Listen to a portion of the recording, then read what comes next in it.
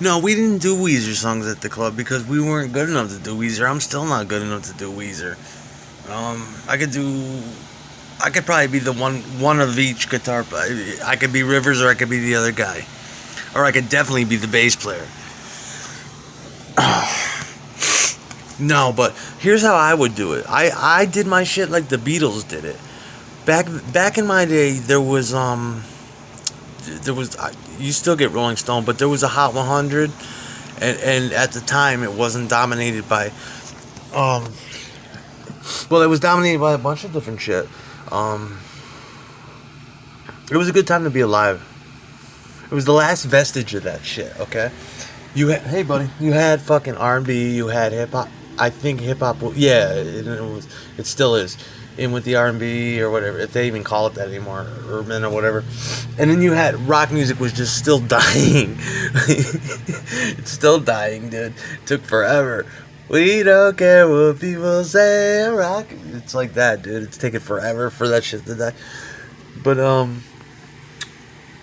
so yeah, I wanted back in 1990s, like you want to talk about all the time.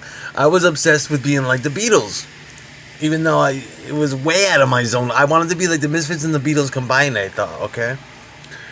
I knew it was ridiculous then, but I just wanted to do bong hits with dryer sheets back then. I didn't care about anything and pussy, and and that's it. But I mean, like, if I had to spend time thinking about that, that's what I wanted to do. I wanted to be like the Beatles, and you know what I mean, and shit like that. And so you go to the music store, right?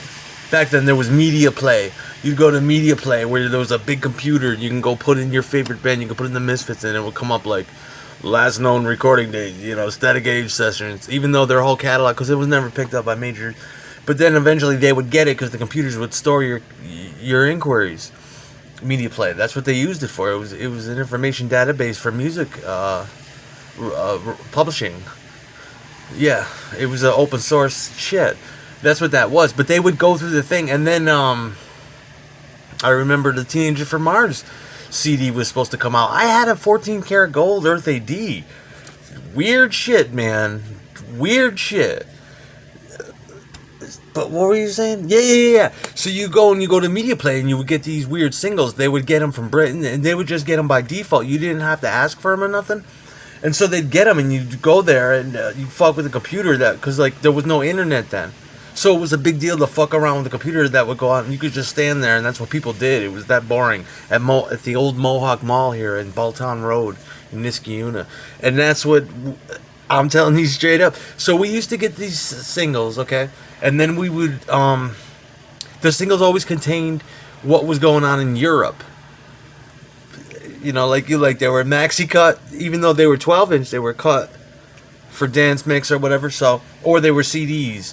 And you get the CDs and then you would hear these takes of like your favorite band, like maybe Weezer, maybe any American band that was signed to Warner Brothers ultimately. And you'd hear these English outtakes they would do. And they would do weird outtakes like the Beatles would still, even up until the 90s. Like you'd hear, I don't know, off the top of my head, you'd hear Green Day do The Kinks, So Tired of Waiting for You. For publishing reasons, that they pitched that song to them. They're like, yeah, I like that song. And they do it, but you can only pick it up if you got a single. Everybody knows this. And it's the same thing with hip-hop especially. You'd found shit buried in there like the CIA, dude. All kinds of shit. Totally.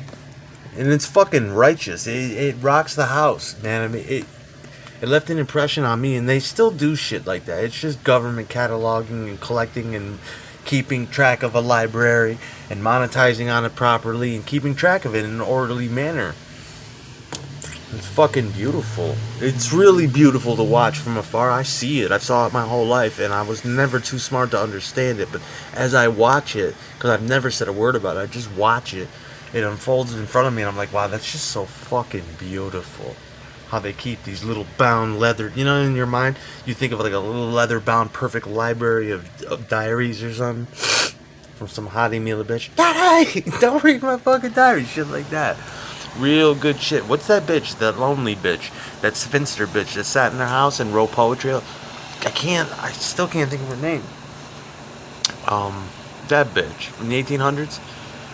She'd write a poem about today a fly died on the windowsill. How it pained me to watch that fly die. It reminded me of the pale, paper-faced people in Auschwitz. The way it staggered and stumbled all day on the windowsill while I knitted a fucking blanket for my unadoring lover that never comes to the door. That kind of shit. You understand what I'm saying? This was evil about it. There's some evil shit within the catalog. People that keep their demons in there too. All the skeletons, they throw them right in there. They're like, these are old spells, man. This is old magic. We already prayed over these songs and cut this record. Did the dance. It can't come back. We're supposed to set it free. It's supposed to fly the fuck away. Why does it keep coming back? This ravenous fucking thing. I should have bought more iced tea. Some hard iced tea to drink. I didn't know I was going to be here with you all night doing the ritual with you.